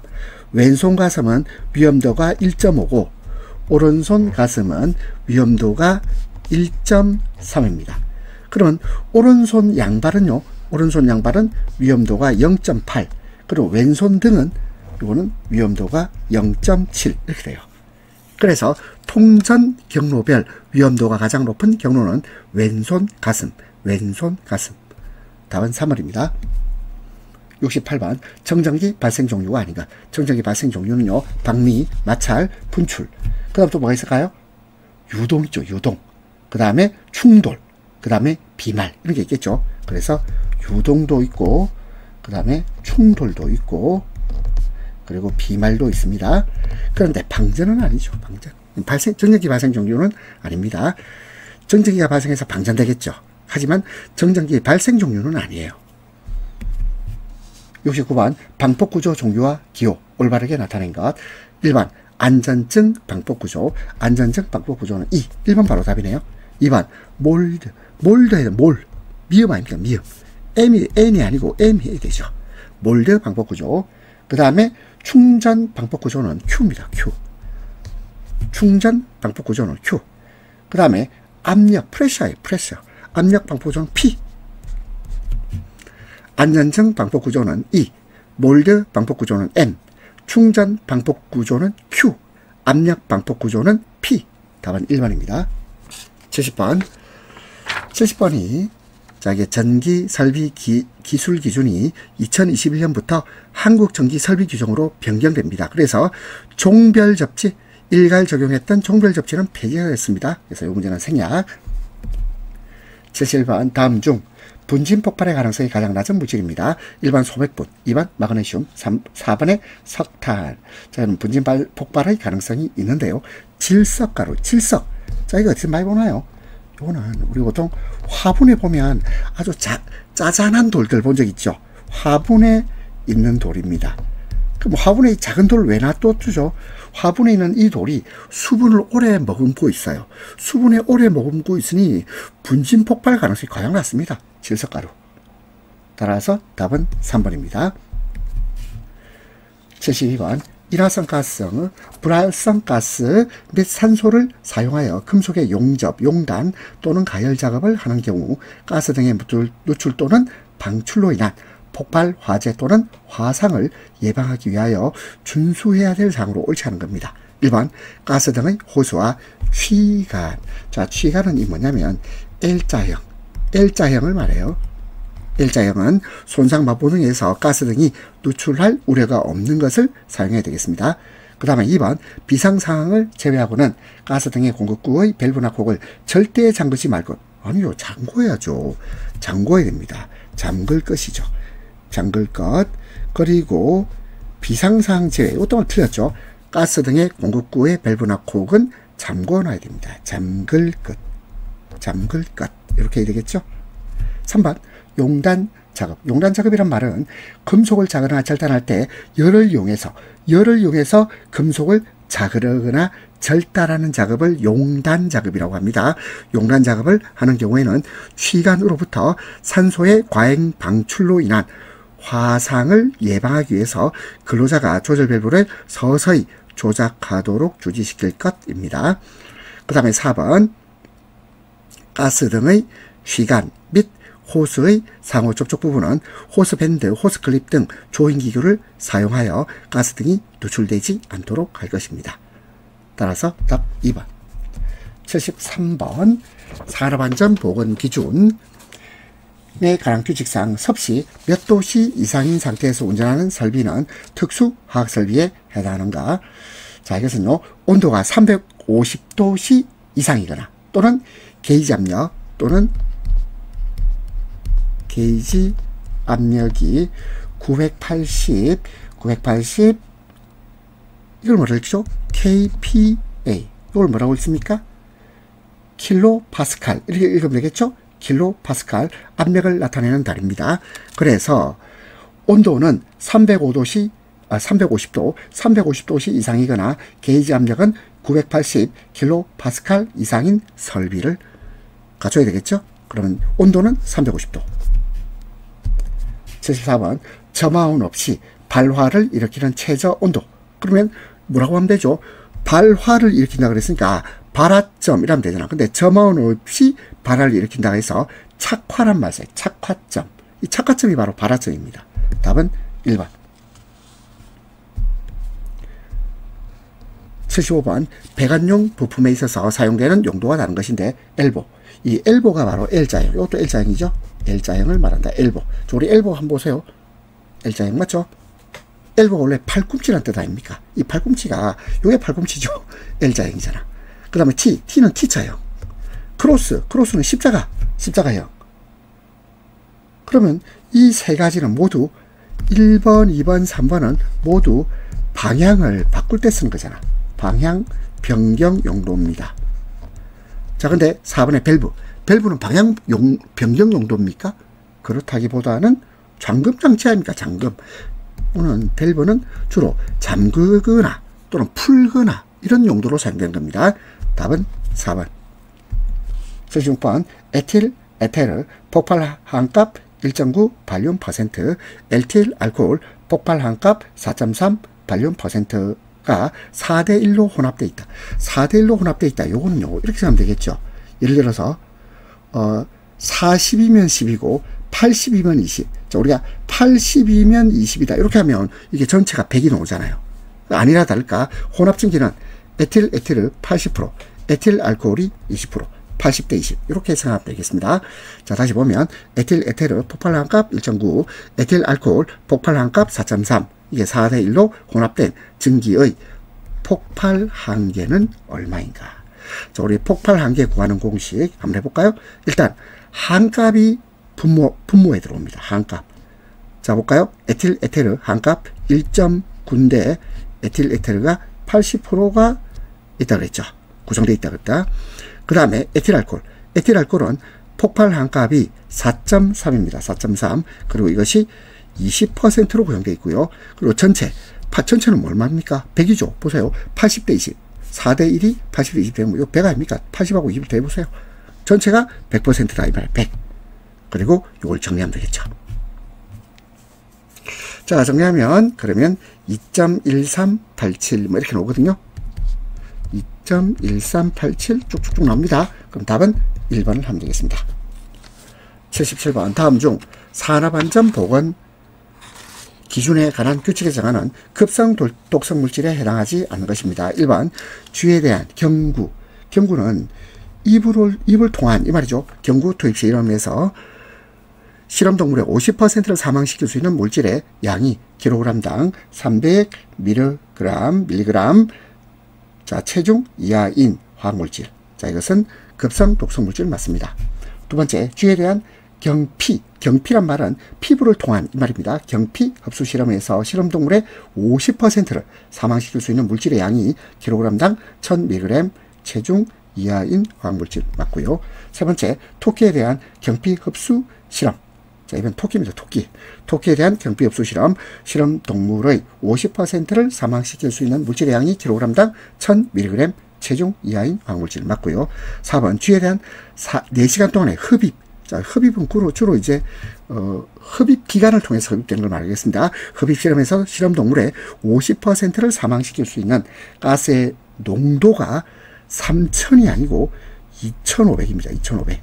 2500 ppm 이상이 아니고 이하. 2500 ppm 이하인 화학물질. 답은 4번이 되겠습니다. 78번 연소의 3요소 중 한 가지에 해당하는 요소가 아닌 것입니다. 1번 메탄. 메탄 뭘까요? 이거는 연료죠. 연료. 가연물, 연료를 말한다. 그 다음에 또 공기. 자, 공기는 산소를 말하겠죠. 그 다음에 3번 정전기의 방전. 정전기의 방전으로 인해서 열이 발생하잖아. 따라서 이건 점화원 열을 말합니다. 여기서는. 그 다음에 4번 이산화탄소. 이산화탄소는 소화 기능을 가지고 있죠. 불 끄는 작용을 하잖아요. 따라서 염소의 3요소하고는 거리가 멉니다. 답은 4번. 1번 메탄은 가연물, 공기. 이 공기가 결국 산소를 나타내고요. 정전기가 방전되어서 점화원이 됩니다. 열이 발생하죠. 근데 이산화탄소는 오히려 소화 기능을 담당해요. 답은 4번. 79번 다음 물질이 물과 반응했을 때 가스가 발생한다. 위험도 값이 가장 큰 가스를 발생시키는 물질입니다. 자, 이거는 일단 공식 한번 외워볼까요? 탄화칼슘에다가 물을 더하면 뭐가 생성되죠? 하면 아세틸렌 가스가 생성됩니다. 아세틸렌 가스가 생성되고 이 아세틸렌 위험도는 31.4예요. 따라서 위험도 값이 가장 큰 가스는 아세틸렌 가스, 탄화칼슘을 나타내면 됩니다. 탄화칼슘에서 물을 더하면 아세틸렌 가스가 방출된다. 탄화칼슘에다가 물을 더하면 아세틸렌 가스가 발생합니다. 80번 다음 중 화재 분류에서 전기 화재에 해당하는 겁니다. 자, 우리가 보통 A급, B급, C급, D급 이렇게 나누죠. 자, 이거 두 문자를 따서 우리가 했던 거 기억납니까? 기억나요? 인류전금 이렇게 하거든요. 이 U가 동그라미인데 두문법칙이야. U 합시다. 인류전금 1은 일반 화재. 그러면 A급 화재는 일반 화재입니다. B급 유류 화재. C급 전기 화재. D급 금은 금속 화재입니다. 따라서 전기 화재는 C급. 답 3번입니다. 81번 잠암 또는 우물통의 내부에서 근로자가 굴착 작업을 하는 경우의 준수사항으로 옳지 않은 겁니다. 잠암은 영어로 해볼게요. 케이슨이라고 합니다. 케이슨이라는 것은 토목공사할 때 건설 작업용으로 이용되는 상자형의 구조물을 말합니다. 철근 콘크리트로 만들거든요. 그러면 그 안에는 근로자가 일하고 있습니다. 그러면 1번 산소 결핍 우려가 있는 경우에는 산소의 농도를 측정하는 사람을 지명하여 측정하도록 해야지 잠암 또는 우물통 내부에서 일하는 근로자의 안전이 보장되겠죠. 2번 근로자가 안전하게 오르내리기 위한 설비를 설치해야 됩니다. 3번 굴착 깊이가 20m를 초과하는 경우 20m입니다. 20m 초과하는 경우에는 해당 작업 장소와 외부와의 연락을 위한 통신설비 등을 설치할 것. 4번 잠암 또는 우물통의 극기간 침하에 의한 위험을 방지하기 위하여 바닥으로부터 천장 또는 보까지의 높이는 2m 이내에 되어 있는데 이게 아니고요. 1.8m 이상입니다. 1.8m 이상. 2m 이내가 아니고 1.8m 이상으로 할 것. 틀린 것은 4번입니다. 82번 굴착 작업 시 근로자 위험을 방지하기 위하여 굴착 작업할 때 근로자 안전이 중요합니다. 그래서 위험 방지를 위해서 해당 작업 또는 작업장에 대한 사전조사를 실시해야 됩니다. 그러면 이 사전조사 항목에 포함되지 않는 것. 1번 집안의 지하 수위 상태. 자, 이거 근로자 안전을 위해서 조사해 봐야 됩니다. 형상 지지 및 지층의 상태도 조사를 해 봐야 됩니다. 근데 굴착기 이상 유무. 굴착기는 요거는요 실제 작업할 때 체크하는 거죠. 따라서 3번 틀렸고 4번 매설물 등의 이상 또는 유무 또는 상태. 이상 뭐 여기는 이상 유무해서 이상을 넣어 줍시다. 이상 유무 또는 상태. 이것도 그렇습니다. 답은 3번이 되겠습니다. 물론 이제 이상 없어도 되겠네요. 매설물 등의 유무 있고 없고. 자, 이상 유무 이렇게 되겠지만 그냥 매설물 유무 그냥 그대로 놔둡시다. 매설물 등의 유무 또는 상태. 따라서 사전조사 항목. 근데 이 사전조사는요 작업장에 대한 사전조사입니다. 작업을 하기 전이에요. 따라서 굴착기 이상 유무는 아닙니다. 83번 흙의 연경도에서 반고체 상태와 소성 상태. 자, 소성이란 말은 파괴 없이 변형시킬 수 있는 최소의 함수비를 소성 상태의 한계, 줄여서 소성 한계라고 합니다. 지금 보니까 답이 나와 있네요. 흙의 연경도에서 반고체 상태와 소성 상태의 한계를 소성 한계라고 합니다. 84번 화물을 적재하는 경우 준수해야 될 사항으로 옳지 않은 겁니다. 1번 침하 우려가 없는 튼튼한 기반 위에 적재합니다. 2번 화물의 압력 정도와 관계없이 압력 정도와 관계가 있죠. 그리고 화물의 벽이나 칸막이 등을 이용해서 화물을 기대어 적재할 것. 그런데 원칙적으로 화물은 벽이나 칸막이에 기대어 적재하면 안 되겠죠. 그런데 화물의 압력 정도에 관련해서는 압력 정도와 관련해서는 만약에 압력이 낮다면 그러면 기댈 수도 있겠습니다. 그래서 이게 관계없이가 가장 틀렸고 그리고 관계없이 기댄다. 요 기댄다는 것도 정확한 표현이 안 되겠습니다. 3번 하중이 한쪽으로 치우치지 않도록 쌓을 것. 이것이 편하중을 방지하기 위한 거죠. 4번 불안정할 정도로 높이 쌓아 올리지 말 것. 답은 2번입니다. 85번 발파공사 암질 변화 구간 및 이상 암질 출현 시 적용하는 암질 판별 방법과 거리가 먼 겁니다. 자, 잘 모르겠죠. 뭐 RQD, RMR, 탄성파 속도. 자, 그럼 이 세 가지는 모두 암질 판별 방법과 관계가 있습니다. 그런데 하중이 뭐예요? 무게죠, 무게. 그렇죠? 그러면 하중계란 말은 결국 하중을 측정한다. 하중을 측정합니다. 왜 하중을 측정할까요? 그것은 안전 때문에 그래요. 안전. 그리고 또 지방 상황을 예측하기 위한 거예요. 집안의 상황을 예측하는 거죠. 암질하고는 거리가 멀죠. 답은 4번입니다. 86번 철골 작업을 중지해야 하는 풍속 강우량입니다. 먼저 풍속은 10m/s 이상입니다. 초당 10m, 10m/s. 이 second이 초죠, 초당 10m 이 말입니다. 그리고 강우량은 1mm/hour, hour는 시간, 시간당 1mm 이상. 답은 1번입니다. 87번 근로자의 추락 등의 위험을 방지하기 위하여 안전난간을 설치하는 경우에 안전난간은 구조적으로 가장 취약한 지점에서 가장 취약한 방향으로 작용하는 얼마 이상의 하중, 얼마 이상의 무게를 견딜 수 있는 튼튼한 구조여야 합니까? 100kg죠. 100kg. 그렇죠? 100kg. 88번 달비개. 달비개는 뭐냐면 높은 곳에서 일할 수 있도록 설치하는 임시 가설물. 그러니까 달비개죠. 달려있는 비계, 달려있는 하늘을 나는 비계, 계단, 뭐 이런 말이거든요. 비계란 말이 날비자의 계단계자입니다. 달은 달려있다, 이렇게 생각하면 되죠. 그러니까 높은 곳에서 일할 수 있도록 설치하는 임시 가설물, 이것이 달비계입니다. 근데 곤돌라의 달비계는 제외하고 달비계의 최대 적재 하중을 정하는 경우 달기 와이어로프 및 달기 강선의 안전계수 기준입니다. 이것은 10 이상입니다. 10 이상. 89번 집안 종류에 따른 굴착면의 기울기 기준으로 옳지 않은 것입니다. 2023년 변경된 규정이 적용됩니다. 그러면 2023년 기준을 한번 볼까요? 자, 이거는 2021년인데 여러분들이 아마 이렇게 공부하고 있었을 거예요. 자, 그리고 2023년 보겠습니다. 2023년 모래는 1대 1.8, 연암 및 붕암은 1대 1.0, 경암은 1대 0.5, 급박기역은 1대 1.2가 됩니다. 자, 그러면 다시 문제 한번 봅시다. 보통옥의 습지와 건지로 구분하는 것이 아니라 급박기역이라고 해서 1대 1.2였죠. 1번, 4번 탈락. 그 다음에 연암 및 붕암은 1대 1.0이었어요.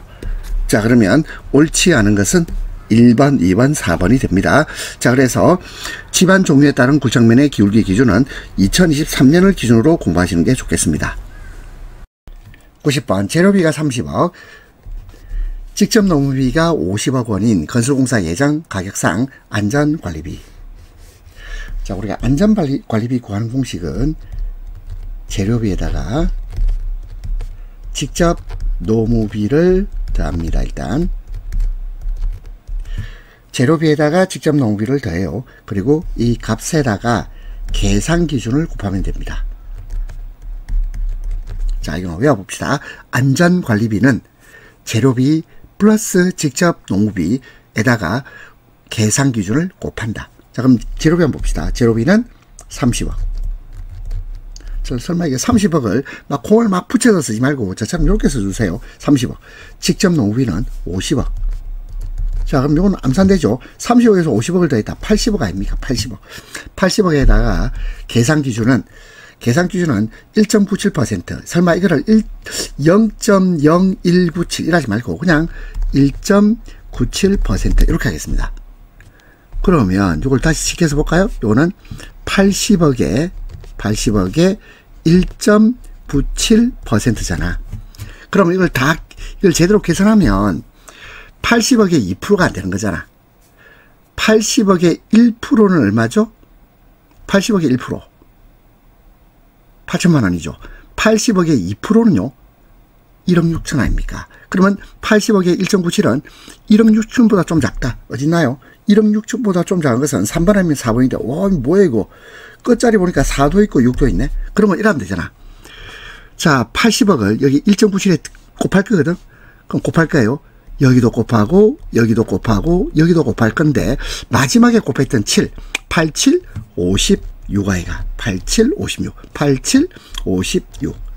2억보다 적은 수인데 2억보다 적은 수인데 그렇지요?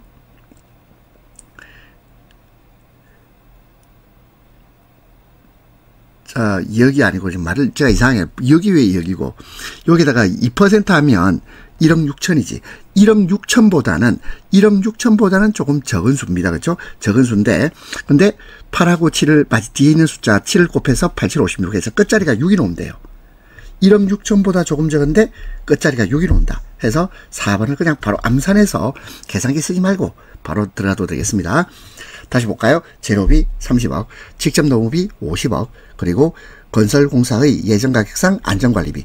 안전관리비는 재료비에다가 직접 노무비를 더해가지고, 또 말을 자꾸 제가 헛말이 나오네요. 재료비와 직접 노무비를 더해서, 그리고 그 값에다가 계산 기준을 곱합니다. 재료비 30, 직접 노무비 50. 근데 이게 억 단위예요, 억 단위. 30 플러스 50 하면 80억.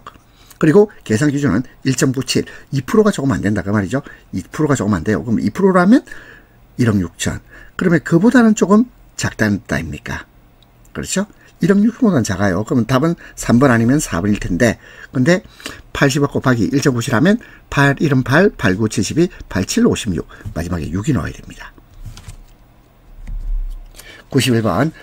사질 토지반에서 보일링 현상에 의한 위험성이 예상될 경우 대책으로 옳지 않은 것입니다. 1번. 흙막이 말뚝의 밑둥넣기를 끼게 하면 보일 현상의 위험성을 예방할 수 있습니다.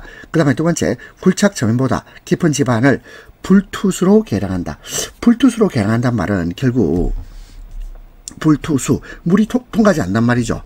따라서 이거는 물의 흐름을 차단한다는 뜻입니다. 물의 흐름을 차단한다. 그러면 이 물의 흐름을 차단하는 것은 결국 굴착 및 투수층에 만든 피트를 제거하는 게 아니고 피트를 설치해야죠. 그렇죠? 피트를 만들어야 돼요. 만든 피트를 제거하는 거 아닙니다. 그 다음에 4번. 흙막이벽 주위에서 배수시설을 통해 수두차는 뭐냐? 이 수두가 뭐냐면 수위입니다. 수위. 물의 높이, 수위차를 적게 합니다. 왜냐하면 수두차를 적게 하잖아요. 그러면 수압이 낮아지겠죠. 수압이 낮아지면 그러면 보일링 현상을 요거를 방지하는데 도움이 됩니다. 자, 다시 보겠습니다. 사질 토지반에서 보일링 현상의 위험성이 예상될 경우에 대책으로 옳지 않은 것입니다. 1번. 흙막이 말뚝의 밑둥넣기를 깊게 한다. 2번. 굴착 저면보다 깊은 지반을 불투수로 개량한다. 그래서 물의 흐름을 차단합니다. 3번.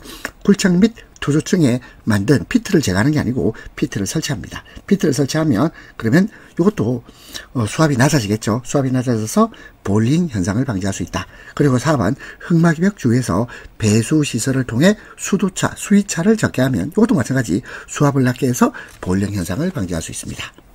답 3번. 92번. 유해위험 방지 계획서 제출 시 첨부 서류의 항목이 아닌 것입니다. 1번. 보호장비 폐기 계획. 뭐예요 이거? 유해위험 방지 계획서 제출 시 첨부 서류인데 보호장비가 필요하잖아요. 보호장비가 필요할 텐데 근데 문제는 이 보호장비 폐기 계획 요거는 첨부 서류 항목이 아닙니다. 그 다음에 2번. 공사계획서. 3번. 산업안전보건관리비 사용계획 맞고요. 전체 공정표도 맞습니다. 첨부서류입니다. 답 1번. 93번. 슬레이트, 선라이트 등 강도가 약한 재료로 덮은 지붕 위에서 작업을 할 때 발이 빠지는 등 근로자가 위험해질 우려가 있는 경우 폭 얼마입니까? 30cm입니다. 30cm 이상 발판을 설치하거나 안전방망을 치는 등 위험을 방지하기 위하여 필요한 조치를 하여야 한다.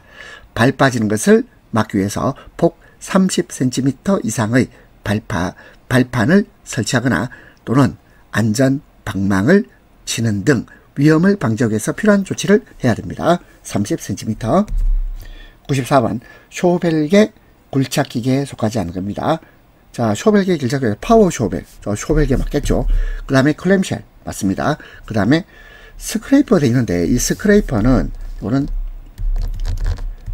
트랙트계 기계입니다. 그리고 드래그라인. 자, 드래그라인도 쇼벨계 굴착기계입니다. 쇼벨계 굴착기계는 파워 쇼벨, 클램쉘, 드래그라인. 95번. 토사 붕괴의 내적 원인이 아닌가. 그냥 내적 원인 아니면 외적 원인. 먼저 1번. 사면, 변면의 경사가 증가한다. 요거는 외적 요인입니다.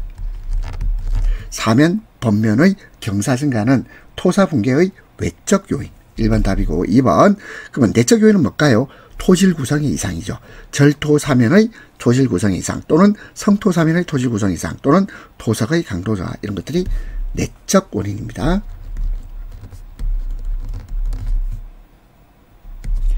96번 다음은 피계 발판용 목재 재료의 강도상 결점에 대한 조사 기준이다. 가로 안에 들어갈 내용으로 옳은 것입니다. 발판의 폭과 동일한 길이 내에 있는 결점 지수의 종합이 발판폭의 자 이건 4분의 1입니다. 4분의 1을 초과하지 않을 것. 발판의 폭과 동일한 길이 내에 있는 결점 지수의 종합이 발판폭의 4분의 1을 초과하지 않을 것. 답은 3번.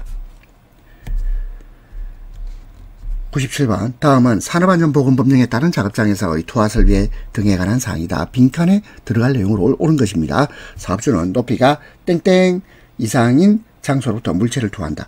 우리 물체 투하는요. 이게 높이 3m 이상입니다. 물체 투하는 3m 이상, 3m 이상인 장소로부터 물체를 투하하는 경우 적당한 투하설비를 설치하거나 감시인을 배치하는 등 위험을 방지하기 위하여 필요한 조치를 해야 됩니다. 98번 철골 용접 작업자의 전격 방지를 위한 주의사항으로 옳지 않은 것입니다. 1번 보구와 복장을 구비하고 기름기가 묻었거나 젖은 것은 착용하지 않아야 되고요. 2번 작업 중지의 경우에는 스위피가 아니고 스위치입니다. 스위치를 떼어 놓을 것. 그렇습니다. 3번 개로 전압이 높은 교류 용접기를 사용한다 그랬는데요. 개로 전압이 낮은입니다. 높은이 아니고 낮은 교류 용접기를 사용해야 되고 4번 좁은 장소에서 작업에서는 신체를 노출시키지 않을 것입니다. 근데 옳지 않은 거죠. 제가 지난번에 설명할 때 옳지 않은 것 해가지고 1번을 찍은 말도 안 되는 소리죠. 옳지 않은 것은 틀린 걸 고른 거예요. 답 3번이 되겠습니다. 99번 층고가 높은 슬래브 거푸집 하부에 적용하는 무지주 공법이 아닌가. 자 그러면 층고가 높은 슬래브 거푸집 하부에 적용하는 무지주 공법 해봅시다. 먼저 보우빔 맞고요. 두 번째 철근 일체형 데크 플레이트도 맞습니다. 그 다음 패코빔 맞고요. 4번 솔저 시스템은 이거는 합벽 지지대라고 부릅니다. 솔저 시스템은 합벽 지지대. 지하 터파기 공사 후에 벽면에 콘크리트를 타설할 때 유로폼을 설치 후에 지지하는 지지대를 솔저 시스템이라고 합니다. 자 그러면 이거는 지주대가 있는 거죠. 무지주 아닙니다. 그러면 무지주 공법은 뭐냐면 지주가 없다 이 말이거든요. 그래서 무지주 공법은 지주 없이 수평 지지보를 걸쳐서